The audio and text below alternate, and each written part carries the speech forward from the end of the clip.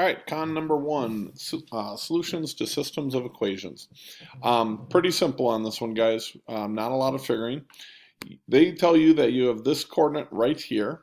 You should know that this is your x coordinate, this is your y coordinate. So you're going to plug them into both equations and see if it works.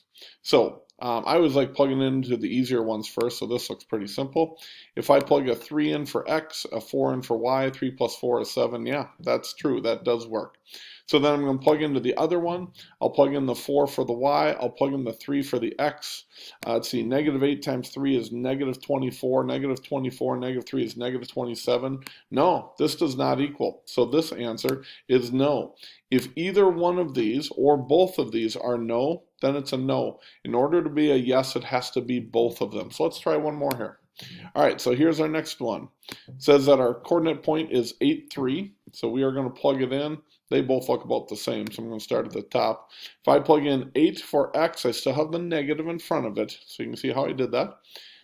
Negative 8 plus, let's see, 4 times 3 is 12. Negative 8 plus 12 is 4. Yeah, that works. Let's try the other one. So again, I have a negative in front of the x, so negative 8 plus 3 times 3 is 9. Negative 8 plus 9 is positive 1. Yeah, that works as well. Because they are both a yes, that's the only way you get a yes answer out of that. That's all we got, guys. Good luck. Shouldn't take you very long. Bye-bye.